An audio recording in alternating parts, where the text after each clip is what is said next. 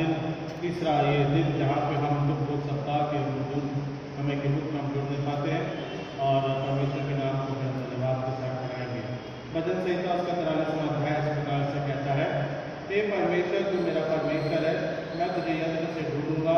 सूखी और उस भूमि पर मेरा मन मेरा प्यासा है, मेरा शरीर मेरा अति अभिलाषी है। पिता परमेश्वर के वचन के तहत हम उसकी प्यास में, उसकी अभिलाषा में, उसके जीवन में अपने जीवन को हम बनाने पाएँ, देखने पाएँ और परमेश्वर का अपने जीवन को रखने पाएँ। तो आइए आप प्रार्थना करें और उसके वचन के तहत फिर हम मनन करेंगे। महान और जिद्द अनुग्रहकारी पिता परमेश्वर, आपके नाम का धन्यवाद देते हैं पिता। इस समय के दौरान जहाँ पिता परमेश्वर हमारा मन पिता परमेश्वर तेरा अभिलाषी है पिता, तेरे नाम के माध्यम के द्वारा पिता परमेश्वर उद्धार है और पिता परमेश्वर आज की आराधना के तहत और पिता परमेश्वर तुझे हम हमारे जीवन से ढूंढने पाए पिता। इस प्रकार से वचन हमें चलाता है, अनुग्रह के द्वारा हमारी अगुवाई कर, संभाल और अपने प्रभुता में लेकर उद्धारकर्ता प्यारे बेटे प्रभु यीशु मसीह के नाम से मांगते हैं, सुने कबूल कीजिए इस प्रार्थना विनती को। आमीन आमीन।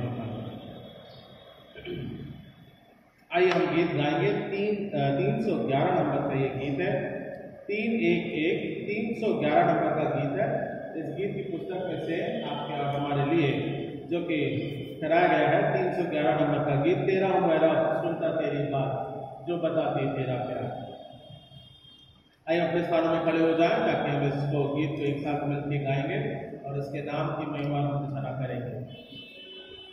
तेरा हूँ मेरा सुनता तेरी बात जो बताती तेरा प्यार, मैं माँ के साथ आता तेरे पास, तेरा ही हूँ तलबगार। रख मुझको है मसीह जा चश्मा क्रूस से खार। रख मुझको है मसीह अपने जख्मी पहलू पास। मुझको माफ कर कि मैं तेरा काम करूं दिल से ठीक हो। तेरी मर्जी पाक मुझसे पूरी हो, मेरी मर्जी हो मगलूब।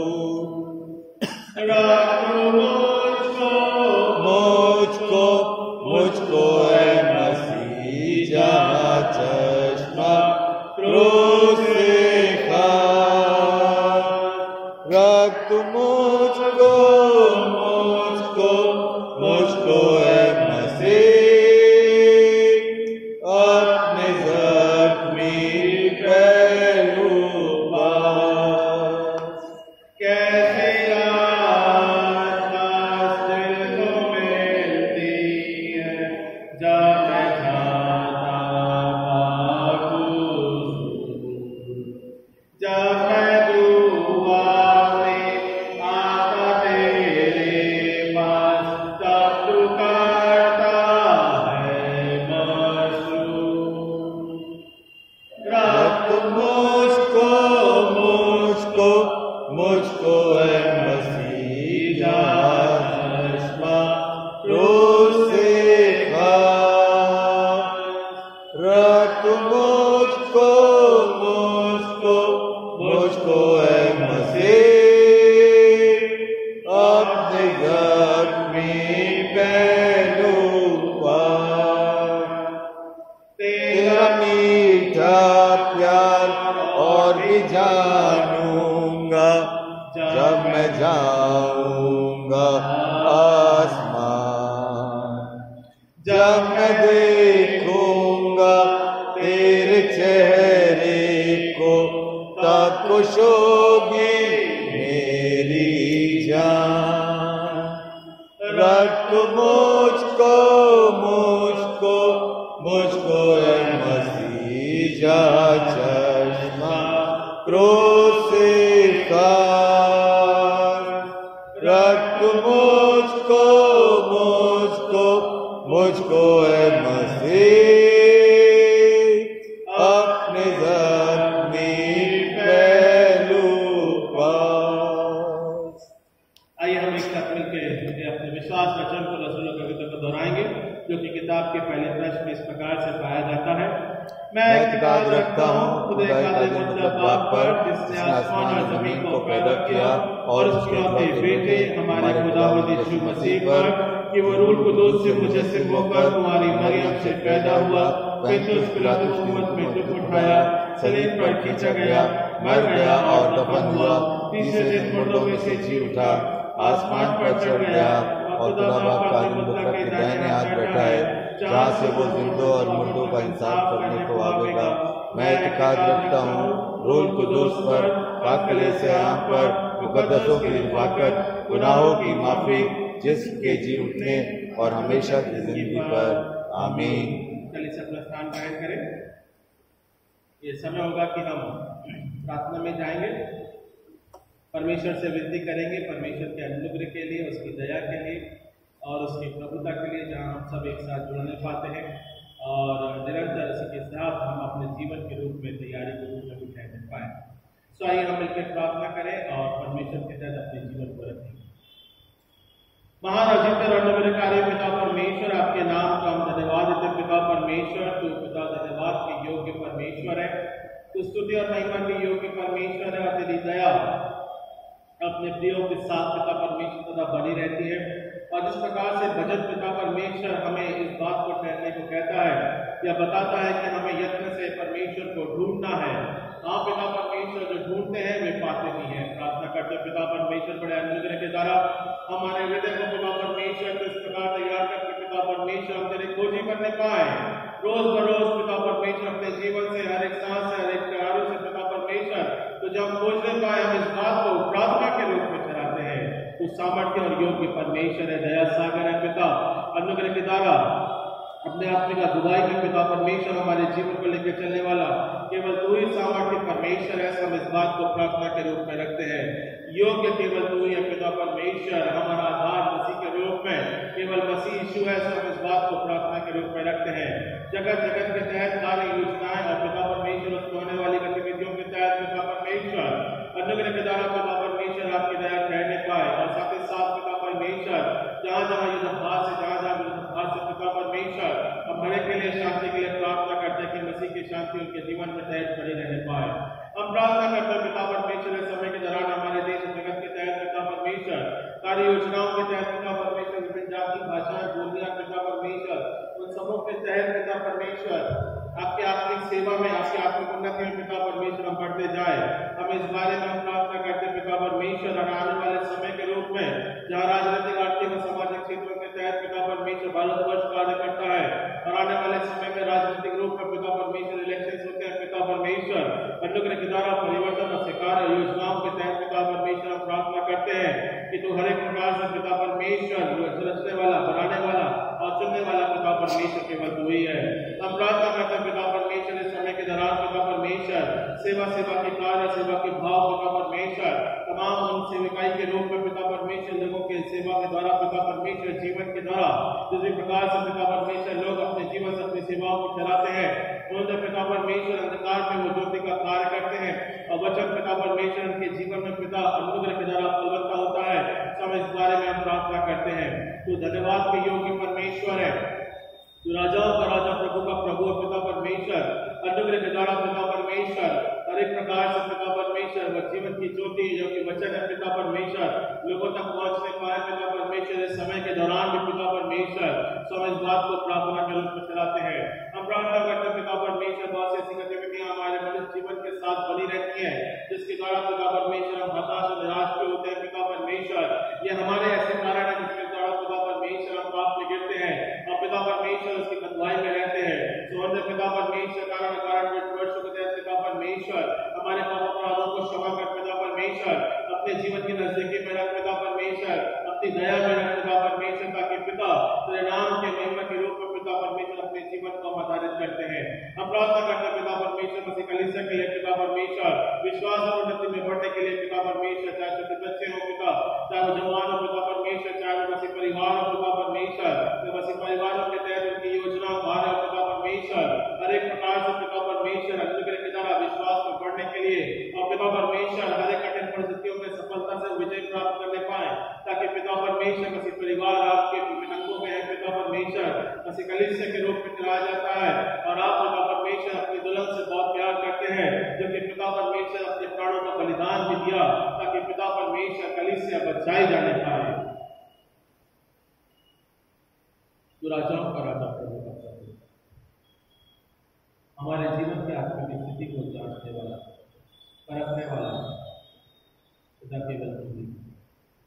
हम जैसे भी हैं पिता, हम माटी हैं पिता परमेश्वर, हमें पाप, हमें अपराध है पिता, हम जैसे भी हैं पिता, आप हमें ग्रहण करते।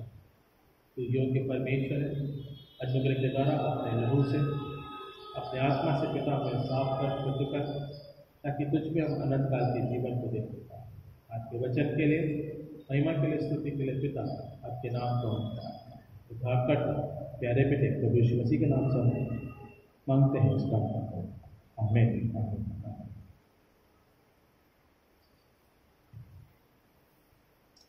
हम गीत गाएंगे बैठे बैठे। 204 नंबर का ये गीत है, योग है केवल आत्मिक जीवन की हम तैयारी के लिए। 204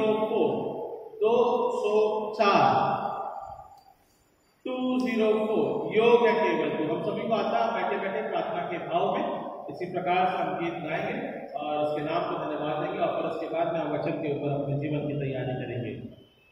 योग है केवल तू, हालेलुया। योग है केवल तू, योग है केवल तू ही प्रभु मेरे प्रभु यीशु। आदर महिमा हो तेरी, आदर महिमा हो तेरी,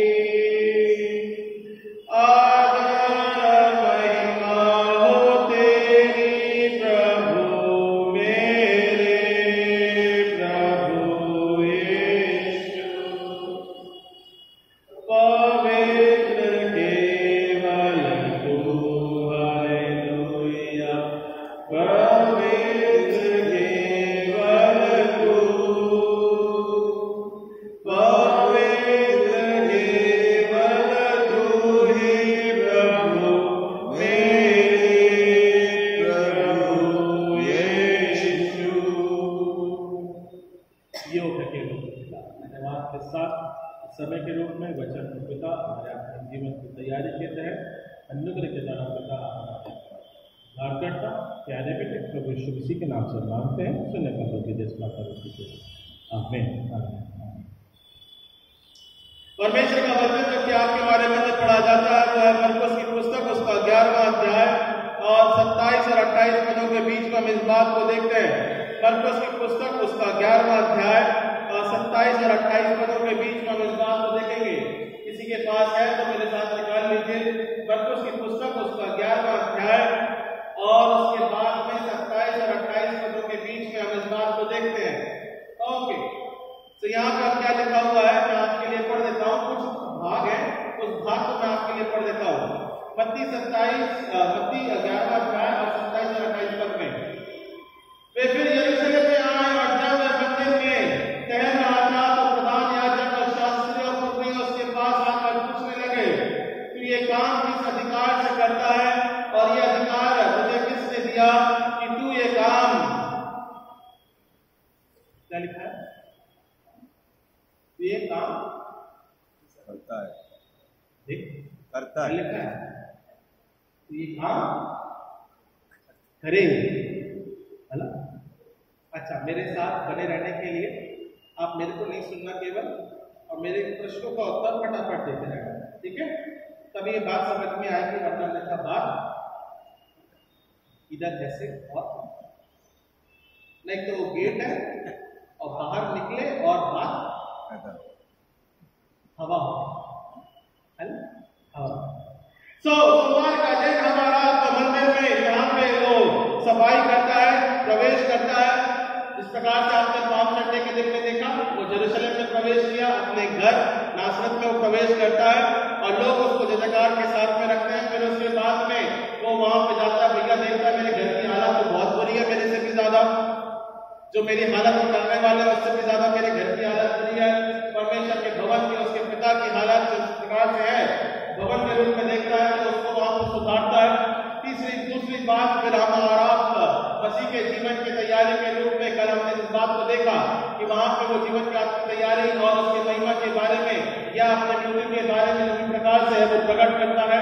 और उसके बाद में आज तीसरा दिन, बुधवार का दिन, विभिन्न प्रकार के षड्यंत्र नहीं, षड्यंत्र किया किसी ने? हम षड्यंत्र करते हैं और कोई हमारे लिए षड्यंत्र रचता भी है। महाभारत देखा? महाभारत देखे? अरे मैं देखा था, ऐसा नहीं है। भगवत गीता, राम, जैन, कुरान सब पढ़ा है। 4 साल में हमको यही किया गया है। महाभारत देखा? षड्यंत्र, शकुनी मामा है, एक हाथ बंद करके और सारा षड्यंत्र कर देता है। प्रभु यीशु मसीह में हमारा जब इस बात को देखते हैं तो यहाँ पे विभिन्न प्रकार के प्रश्न उसके सामने रखे जाएंगे। मैं एक बार एक करके बताऊंगा आपको। तो आज इसका समय जो है वो षड्यंत्र का समय है, वो उसको पकड़ना चाहते हैं। प्रभु यीशु मसीह गलती करे और हम उसे पकड़ लें तुरंत। कई प्रकार के षड्यंत्र वो रचते हैं और मैं आपको एक एक करके बताऊंगा किस प्रकार का वो षड्यंत्र रचते हैं और फिर उसके बाद में हम इस बात को थोड़ा थोड़ा करके मनन के रूप में देखेंगे। यहाँ पे मरकुस उसके 11वें अध्याय में प्रभु यीशु मसीह के सामने वो पहला षड्यंत्र करते हैं कि तू किस अधिकार से ये कार्य करता है, विच विद अथॉरिटी, ये क्या अधिकार है तेरे पास में, तू जो कार्य को अपने जीवन में करता है। या इस प्रकार से फरीसी, शास्त्री और सदूकी इसके पहले कभी पर मिले नहीं थे, सब अलग अलग आते थे अलग अलग टाइम में। अब जो उसके प्रश्न को षड्यंत्र के रूप में पकड़ने के लिए तीनों लोग एक साथ जुड़ गए। देखो वहां पे क्या लिखा हुआ है, प्रधान याजक, शास्त्री, कुरनिये उसके पास पहुंचने। इसका मतलब वो बारंबार कहीं ना कहीं वो छूट ना जाए, इसलिए हम सब एक साथ मिलकर उसके ऊपर षड्यंत्र करते हैं, अटैक कर देंगे। अब उसके बाद में वहां पे प्रश्न रखता है, क्या लिखा हुआ है, वहां पे अधिकार के बारे में ठहराता है। वो बोलता है कि तू किस अधिकार से ये काम करता है, तो ये काम किस अधिकार से करता है। पहला षड्यंत्र, they are questioning about the authority, अधिकार के बारे में ठहराता है। तब प्रभु यीशु मसीह क्या उत्तर देता है, मत्ती उसके 23वें अध्याय और 13वें पद में। इसी बात को देखेंगे हम, मत्ती उसके 23वें अध्याय और उसके 13वें पद में 23 और 30। हे कपटी शास्त्री और फरीसियों, तुम पर हाय, तुम मनुष्य के लिए स्वर्ग के राज का द्वार बंद करते हो, ना तो स्वयं ही उसमें प्रवेश करते हो और ना उसमें प्रवेश करने को किसी को देते हो। तो यहाँ पे परमेश्वर का वचन हमको और आपको फरीसी और शास्त्री और सदूकियों के बारे में, उनके जीवन के बारे में बताता है। बड़े नाम तौल करके वो अपने जीवन को ठहराते थे और जिस भी प्रकार से होता था वो अपने कार्य को करते थे। और अब वो प्रभु यीशु मसीह के ऊपर भी वही लागू करना चाहते हैं कि तू ये किस अधिकार से करता है। और तब हम और आप वहां पे अधिकार के बारे में देखते हैं। जेनेसिस 1:1 क्या बोलता है, आई एम द लॉर्ड, मैं जो हूं सो हूं, है ना। वो उत्पत्ति से हमारा परमेश्वर है, बनाने वाला, सृष्टिकर्ता, वो आरंभ से हमारे साथ में। So he has a full authority, उसकी अथॉरिटी के ऊपर हमारा शंका नहीं करना चाहिए, उसे हमें शरीयत के द्वारा फंसाना नहीं चाहिए, क्योंकि वो जो प्रभु यीशु मसीह है, वो जो परमेश्वर है, वो जो पवित्र आत्मा है, वो कैसा है, प्रारंभ से है। उसके ऊपर हम प्रश्न रखते हैं कि हे परमेश्वर तू कैसा कर देता है। ओके, सो यहाँ पे हमारा यहाँ पे अथॉरिटी के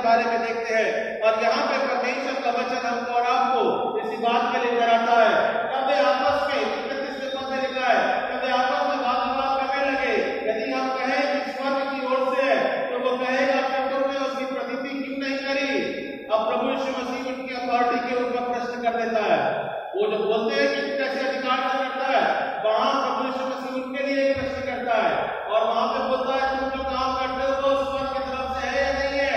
और यदि हम कहें मनुष्य की ओर से तो लोगों का डर है, क्योंकि सब जानते हैं कि यूहन्ना सचमुच भविष्यवक्ता वो आत्मा से काम करता था। तो हमारा और आपके जीवन का कार्य है, हम किस अधिकार से करते हैं या प्रभु यीशु मसीह किस अधिकार से काम के बारे में चलाता है। वो स्वर्गीय अधिकारी है, वो स्वर्ग का राजा है, वो अपना अधिकार सर्वव्यापी रखता है, चाहे कहीं में भी हो, किसी भी परिस्थिति में हो, किसी भी देश, राज्य, कुल, कुटुंब, किसी में भी हो। परमेश्वर का अधिकार हर जगह एक समान है और वो उनको वहां पे फंसाता है। तुम किस अधिकार से भविष्यवक्ता को, यूहन्ना भविष्यवक्ता को देखते हो? क्योंकि उस समय भविष्यवक्ता जो था यूहन्ना, वो आत्मा के द्वारा वहां पे काम करता था और प्रभु यीशु मसीह इसी बात को वहां पे प्रकट करता है।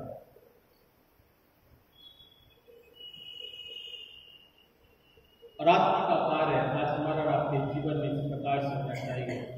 बहुत से लोग आपके हमारे बीच में षड्यंत्र करेंगे, पर हम जिस अधिकार से करते हैं वो हमारे स्वर्गीय राजा के अधिकार से हम कार्य को करते हैं। हम आत्मा में विश्वास रखते हैं और हम प्रभु यीशु मसीह में अपने जीवन को आधारित करते हैं और हमारा जो भी मसीह में उठना बैठना चलना फिरना विश्वास प्रार्थना योग्यता तमाम बातें जो है उसके नाम की महिमा वो सब हम प्रभु यीशु मसीह के स्वर्गीय राज्य के अधिकार से हम करते हैं। सो वो पहली बात वहां पे वो षड्यंत्र करके पूछते हैं, ये जो कार्य करता है, ये जो मंदिरों में प्रचार कार्य करता है, ये जो चंगाई का कार्य करता है, ये किस अधिकार से करता है? तो वो बोलता है मैं तो सृष्टि के प्रारंभ से हूँ और मेरा जो स्वर्ग के राज्य का अधिकार है मैं उसी के अधिकार से कार्य को करता हूँ। तो ये पहली बात हो गई, ठीक है ना।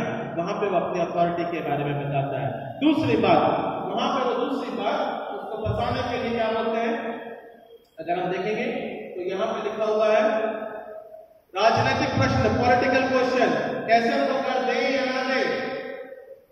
मरकुस उसका 11वां अध्याय और 13वें पद में लिखा है। तीसरी बात, दूसरी बात यहाँ पे ये षड्यंत्र रचते हैं। मरकुस 12 और उसका 13वां पद, मरकुस 12 और उसका 13वां पद। दूसरा प्रश्न षड्यंत्र के रूप में, तब उन्होंने उससे बातों में फंसाने के लिए कुछ फरीसियों और सदूसियों को उसके पास भेजा और उन्होंने आकर उससे कहा, देख प्रभु, हम जानते हैं कि तू सच्चा है और किसी की परवाह नहीं करता, क्योंकि तू मनुष्य का मुंह नहीं देखकर बात नहीं करता, परंतु परमेश्वर का मार्ग सच्चाई से बताता है। क्या कैसर को कर देना उचित है या? दूसरा षड्यंत्र प्रभु यीशु मसीह को फंसाने के लिए, दूसरा षड्यंत्र। अब कौन आते हैं, कौन आ रहे हैं? हेरोदेसी और फरीसी आ रहे हैं उसको फंसवाने के लिए, पकड़ने के लिए। ये क्या बोलता है इसके बारे में, तो कैसर को कर देना चाहिए या नहीं, क्योंकि गवर्नमेंट को हमको देना है या नहीं, ये कैसे होगा पता? अच्छा ठीक है, दूसरा प्रश्न पूछ रहे हैं, कोई बात नहीं, मुझे षड्यंत्र कर रहे हैं, फंसाने की कोशिश करते हैं। तो परमेश्वर का वचन हमको और आपको यहाँ पे परमेश्वर के वचन के रूप में 7वें पद में क्या लिखा है? यीशु ने हमसे कहा जो कैसर का है वो कैसर को दो और जो परमेश्वर का है वो परमेश्वर को दो। तब वे उससे बहुत अचंभा करने, आपकी और हमारी आत्मा किसकी है? चलो प्रश्न,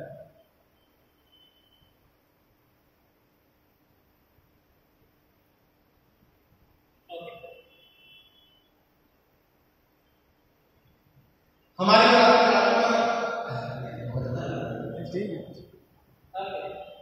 आत्मा किसकी है? आत्मा किसकी है? परमेश्वर।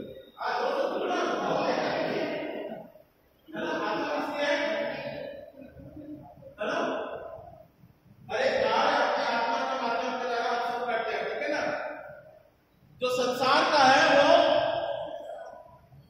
ठीक है, पर जो आत्मा का है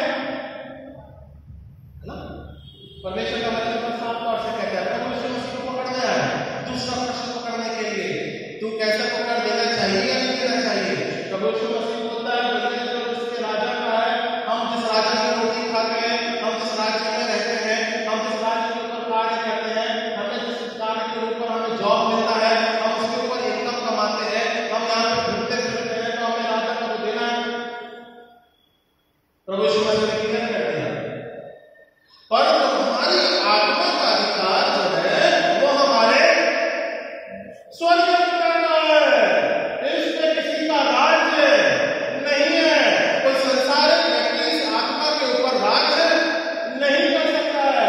जो आत्मा का है वो आत्मा को हमें देना है।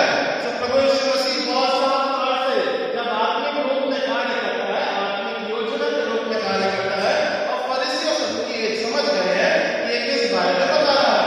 जो आत्मा के माध्यम से कार्य कराया गया है, जो आत्मिक योग्यता हमारी है, प्रार्थना करने का समय है, विनती करने का समय है, जीवन में बाइबल पढ़ने का समय है, जो हमें और आपको प्रार्थना में एक बनाने का समय है, मंदिर में परमेश्वर के तहत भवन में आने का समय है।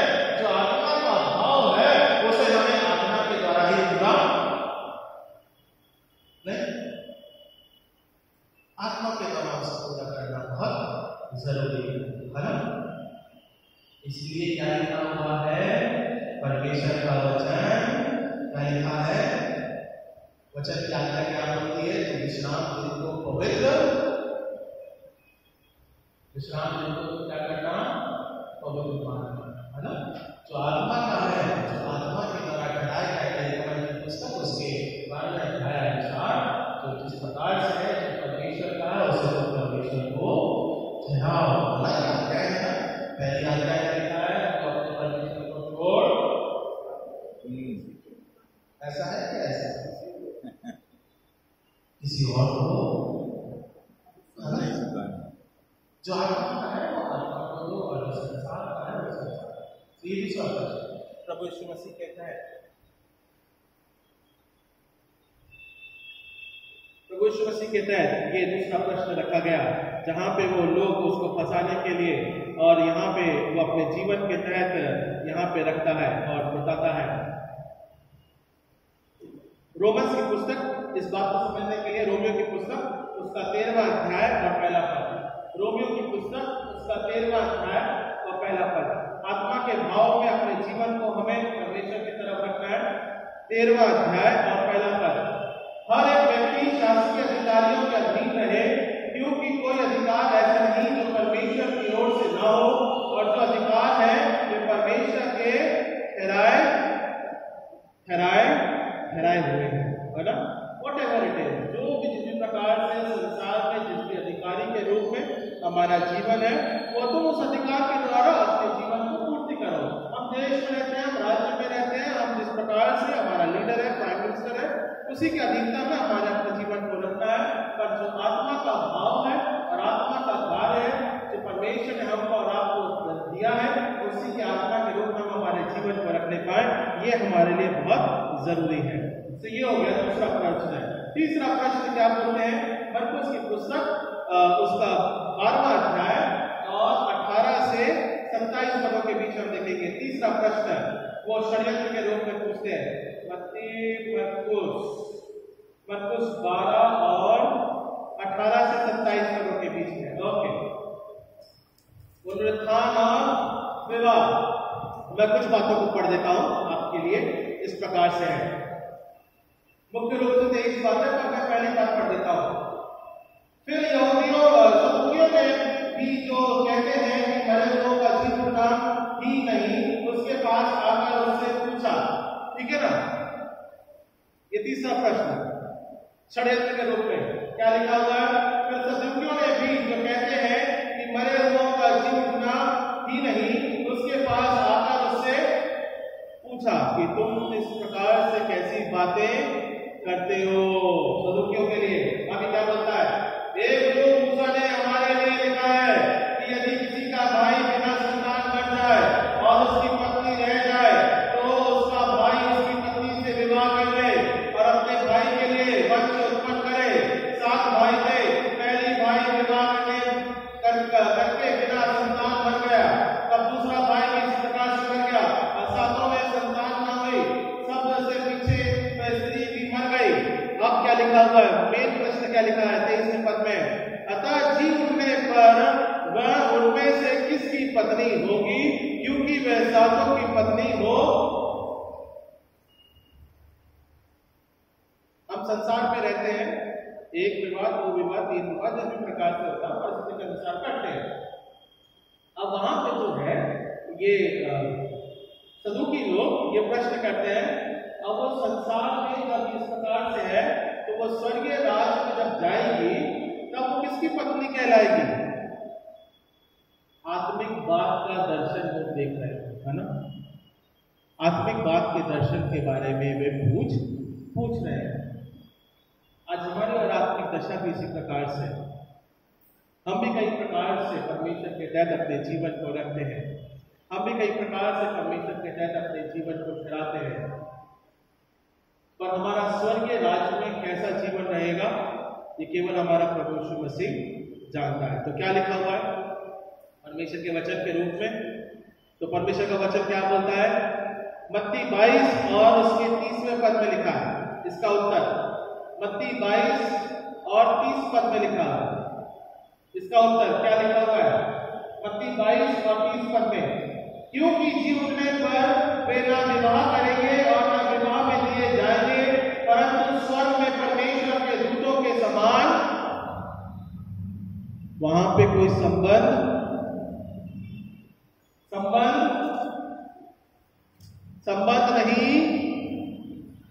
नहीं होगा।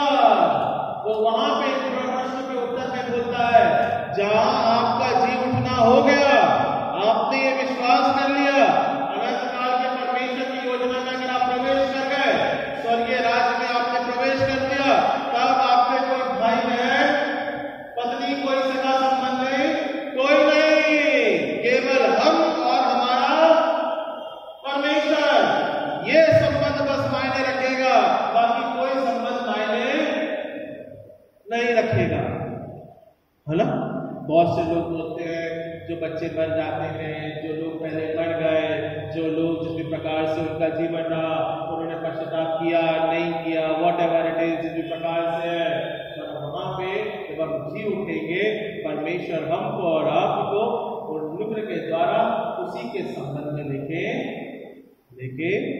चलेगा। वहां पे कोई भी संबंध काम नहीं आएगा, आप एक दूसरे को भी नहीं पहचान पाओगे। ये आता था हमारे साथ में ग्रांड रोड में, ये आते थे, कोई नहीं बोल पाएगा, है ना। हमारा परमेश्वर और हम उसके साथ रहेंगे। बहुत सी आत्माएं रहेंगी, बहुत से लोग एक साथ संगति करेंगे, पर हम और आप उस संबंध में, संसारिक संबंध में नहीं बनेंगे। हम केवल परमेश्वर की संगति में या उसके संबंध में अपने जीवन को रखने पाएंगे। सो प्रभु यीशु मसीह यहाँ पे उन सदुकियों के लिए वे प्रश्न को रखता है और वहां पे इस बात को बताता है कि जो पुनरुत्थान है वो केवल और केवल मसीह के माध्यम के द्वारा है, और पुनरुत्थान तो अवश्य है। हमारा जो विवाह है तो हमारा दूल्हा जो है वो स्वर्गीय राज्य में है ना। हम मसीह का हिस्सा है और हमारा दूल्हा क्या है, हमारा प्रभु यीशु मसीह है। हम उसके साथ संगति करने पाएंगे, केवल वही एक संबंध है, दूसरा और कोई संबंध नहीं रहेगा, है ना। सो जब हम इस बात को आशा में रखें, यदि आपके पास में कोई बोलता है, पूछता है, तो यहाँ पे बोलने का मतलब है हम एक दूसरे को नहीं पहचानेंगे। पहली बात आगे बताया, हम एक दूसरे को नहीं पहचानेंगे, हम केवल हमारे परमेश्वर को देखेंगे, क्योंकि वही एक हमारा संबंध में बना रहने वाला है ना। तो परमेश्वर का वचन इस बात को यहाँ पे ठहरा के बोलता है, और परमेश्वर के वचन के रूप में ये तीसरी बात उस बारे में बताता है। और यहाँ पे हमको और आपको मरने के बाद, परंतु मरे हुए के जीतने के विषय में क्या तुम ये वचन नहीं पढ़ा, तो परमेश्वर ने तुमसे कहा है। 32वें पद में लिखा है, 32 उसके 22वें अध्याय और 32वें पद में लिखा है, इस बात का उत्तर है, मैं अब्राहम का परमेश्वर हूँ और इसहाक का परमेश्वर हूँ और याकूब का परमेश्वर हूँ, वे मर्दों का नहीं परंतु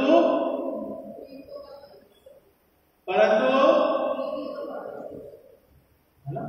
तो परमेश्वर हमको और आपको पुनरुत्थान के ऊपर वो जीवन देने वाला परमेश्वर है। सो जो शास्त्री हैं, जो फरीसी हैं, जो लोग हैं उस समय के, वो प्रश्नों के माध्यम के द्वारा पुनरुत्थान और विवाह है या नहीं, या संसार संसारिक संबंध के बारे में देखते हैं या बताते हैं तो वो बोलते हैं कि नहीं, प्रभु यीशु मसीह बोलता है हमारा जो जीवता परमेश्वर है हम केवल उसी को पहचानेंगे और कोई दूसरा संबंध नहीं रहेगा। सो ये हो गई तीसरी बात जहां पे प्रभु यीशु मसीह उनके षड्यंत्र को नाकाम कर देता है। फिर उसके बाद में परमेश्वर का वचन, मॉरल क्वेश्चन, नैतिक प्रश्न, सबसे बड़ी आज्ञा है ना। और यहाँ पे प्रभु यीशु मसीह ने दो बड़ी आज्ञाओं के बारे में ठहराया है। वो क्यों इस दो बड़ी आज्ञाओं के बारे में बोलते हैं? सबसे बड़ी आज्ञा कौन सी है? क्योंकि वे निर्गमन की पुस्तक के अनुसार मूसा के माध्यम के द्वारा जो 10 आज्ञाएं लिखी गई हैं उन्हीं आज्ञाओं के आधारित उन लोगों पर न्याय करते हैं और वो प्रभु यीशु मसीह को पकड़ना चाहते हैं। बोलते हैं सबसे बड़ी आज्ञा कौन सी है? बताओ अभी, है ना। तो आप कौन बोल रहा है? 28वें पद में मेरे साथ निकाल लीजिए, पढ़िए, बहुत अच्छी बात लिखी है। इस बात को समझना, ये कई प्रकार से है यहाँ पे प्रश्न रखते हैं। तो ये चौथा प्रश्न पूछते हैं सबसे बड़ी आज्ञा कौन सी है? मत्ती उसके 12वें अध्याय और 28वें पद में 28, शास्त्रियों में से एक के आज्ञा ने वाद विवाद करते सुना और ये जानकर कि उसने उन्हें अच्छी रीति से उत्तर दिया, उससे पूछा सबसे मुख्य आज्ञा कौन सी है? यीशु ने उत्तर दिया सब आज्ञाओं में से मुख्य है, हे इस्राएल सुन, प्रभु हमारा परमेश्वर एक ही प्रभु है और तू प्रभु अपने परमेश्वर से अपने सारे मन से, अपने सारे प्राण से और अपनी सारी बुद्धि से, अपनी सारी शक्ति से प्रेम रखना। अपने परमेश्वर को छोड़ और कोई दूसरा परमेश्वर नहीं ठहराना। ये सबसे पहली और बड़ी आज्ञा है ना। प्रभु यीशु मसीह यहाँ पे नैतिक प्रश्न का वो वहां पे उसके द्वारा षड्यंत्र रचते हैं और तब प्रभु यीशु मसीह परमेश्वर को सर्वप्रथम ठहराता है ना। परमेश्वर के नाम को वो सर्वप्रथम ठहराता है, परमेश्वर के नाम को वो ऊंचा करता है, कहता है अपने परमेश्वर से, अपनी सारी आत्मा, अपने सारे जीवन से तू प्रेम रखना, उसी के प्रेम में तू बना रहना, उसी को आदर और सम्मान देना। ये सबसे बड़ी आज्ञा है। इसके बाद में दूसरी आज्ञा प्रभु यीशु मसीह व्यक्त करते हैं। क्या लिखा हुआ है 12वें पद में? मरकुस उसके 12 और 31वें पद में लिखा है और दूसरी ये, तू अपने पड़ोसियों से अपने समान प्रेम रखना, इससे बड़ी और कोई आज्ञा नहीं। तो यहाँ पे शास्त्री लोग प्रभु यीशु मसीह को षड्यंत्र करके पूछते हैं, बता परमेश्वर के भविष्यवक्ता के रूप में या फिर तू बताता है या बोलता है सबसे बड़ी आज्ञा कौन सी है ना। इस बात को प्रश्न के रूप में रखते। तो अपने परमेश्वर को तहत, अपने विश्वास में परमेश्वर के तहत अपने जीवन को बनाए रखना, यही हमारी सबसे बड़ी आज्ञा है।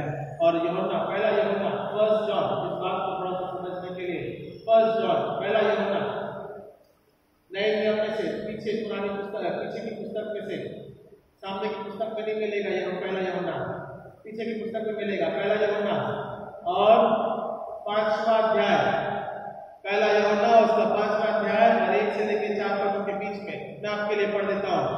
जिसका यह विश्वास है कि यीशु ही मसीह है, वह परमेश्वर में उत्पन्न हुआ है और जो कोई उत्पन्न करने वाले से प्रेम रखता है वह उससे भी प्रेम रखता है जो उससे उत्पन्न है ना। सबसे बड़ी आज्ञा क्या है? परमेश्वर के वचन के रूप में प्रभु यीशु मसीह ने क्या बोला?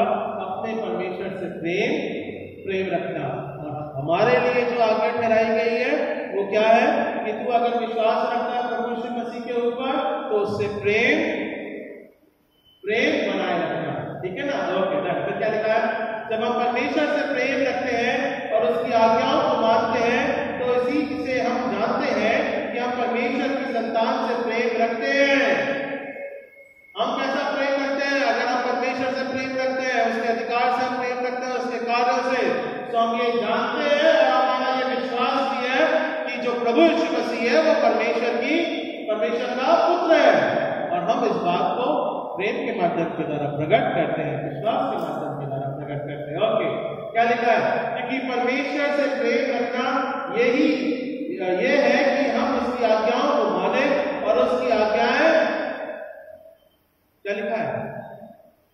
क्या लिखा है? ये लिखा है, ऐसा लिखा है, क्या लिखा है? लिखा क्या है? उसकी आज्ञा क्या है? क्या नहीं है? तुम लोगों को सुनाई नहीं दे रहा, क्या नहीं है? कठिन नहीं है। हेलो, परमेश्वर की आज्ञाएं कठिन नहीं है, केवल 10 आज्ञा नहीं है। हम उन 10 आज्ञाओं को बार बार विरोध में काम करते हैं। सो उसकी आज्ञाएं कठिन नहीं है, इसीलिए प्रभु परमेश्वर हमारा और आपके जीवन के लिए उसने पुत्र को बलिदान दिया और उन 10 आज्ञाओं के समावेश में प्रभु यीशु मसीह ने 2 ही आज्ञाओं को हमारे लिए जीवन का आधार बनाया है ना। मान लो पुराने नियम के अनुसार, है ना, मेरी बात को समझना है, इधर सुने, इधर देखें, इधर सुने। पुराने नियम के अनुसार ये फरीसी, सदूकी, शास्त्री और तमाम जो लोग हैं वो आज्ञाओं के रूप में बड़ा फंसाते थे भाई, बड़ा कठिन होता था लोगों को, बड़ी तकलीफ होती थी, आज्ञाएं नहीं पालन कर पाते थे। शायद अगर हम भी उस समय होते तो हम भी नहीं उन आज्ञाओं को पालन नहीं कर पाते।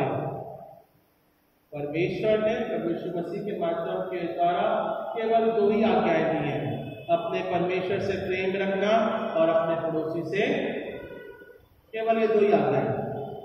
द इजी पार्ट जिसे हम कहते हैं, है ना। साल भर मेहनत नहीं करी, केवल टेस्ट सीरीज 5 प्रश्न पढ़े और उसमें से नंबर निकाला और पास। प्रभु यीशु मसीह हमारे लिए और आपके लिए केवल 2 ही आज्ञाओं को ठहराया। He make it easy, है ना, हमारे लिए सरल बना दिया कि हम किस प्रकार से अपने जीवन को रखने पाए। और किसी से प्रेम रखना इतना सरल तो है नहीं है। ऐसा है, ऐसा है, हम प्रेम बराबर रखते क्यों नहीं रखते हैं? ऐसा है, ऐसा है, कैसा है?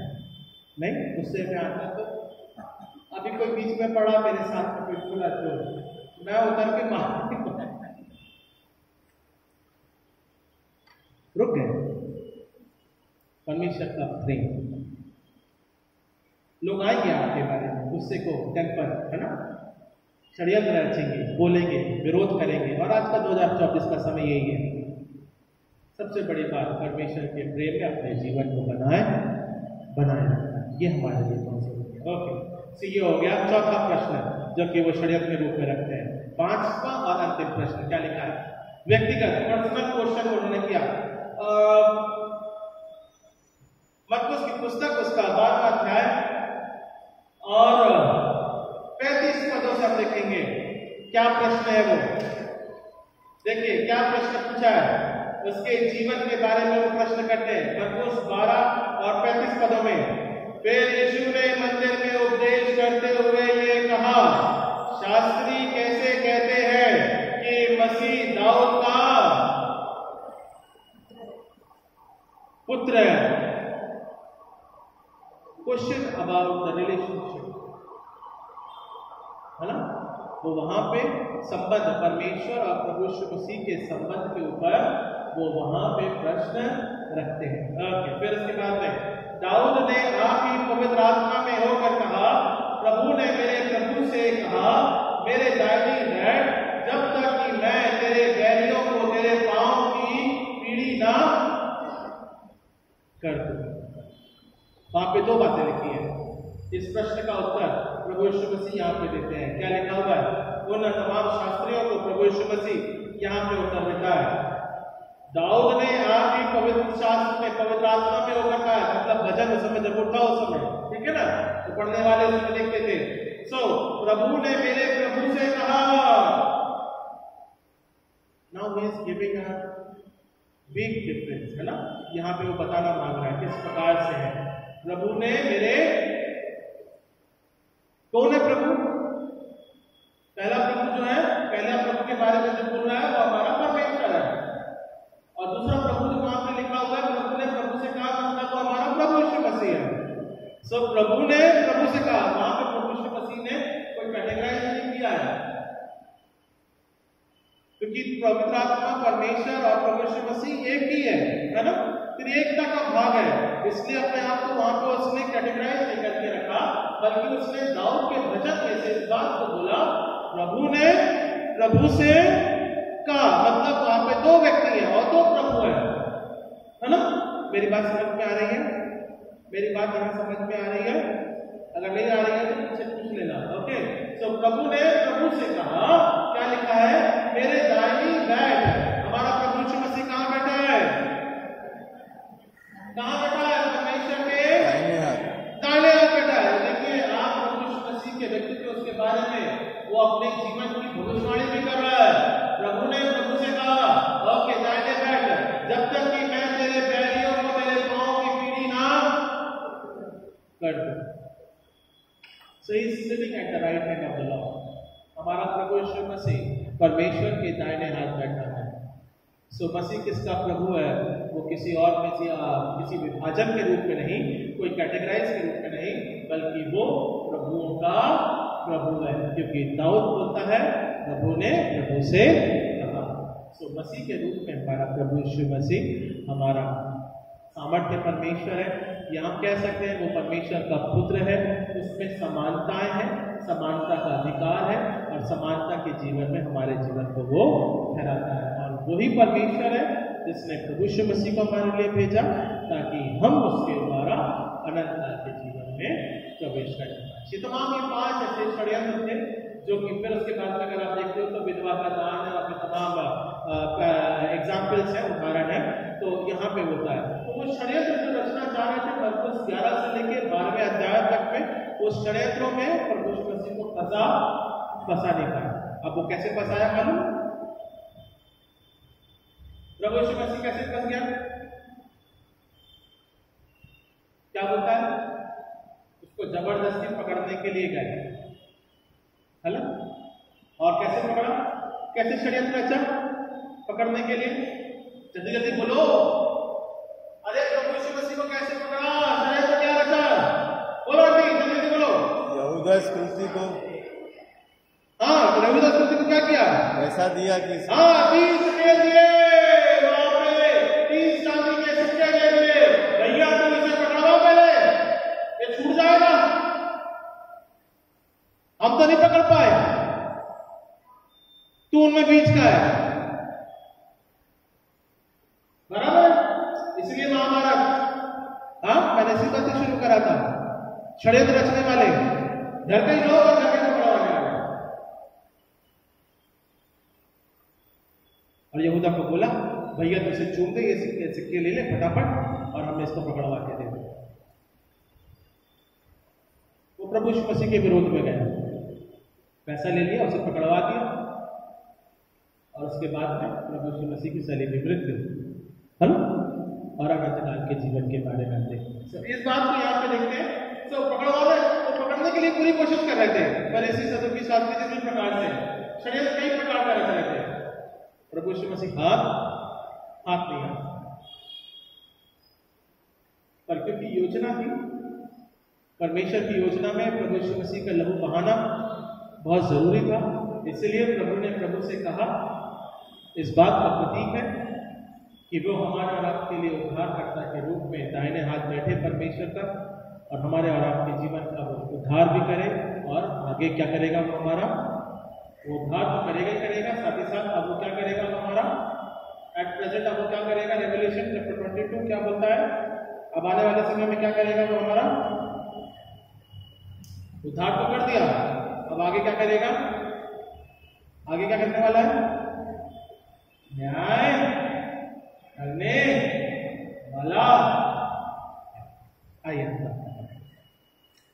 महान और जितना पिता परमेश्वर, आपके नाम का धन्यवाद देते पिता, आपकी दया इसी प्रकार से मसीह जीवन के साथ मसीह योजनाओं के रूप में, कार्यों के रूप में, संगति के रूप में बने रहने पाए। तो स्तुति और धन्यवाद देते पिता परमेश्वर। और पिता प्रभु ने प्रभु से कहा है इस आत्मा की तैयारी के रूप में पिता परमेश्वर कि हमारा प्रभु यीशु मसीह उद्धार करता है, वचन के तहत हमारे जीवन को पिता कुछ और स्पर्श कर अपना दया में उद्धार करता। प्यारे बेटे प्रभु यीशु मसीह के नाम से मांगते हैं, सुने कबूल कीजिए इस प्रार्थना विनती को, आमीन।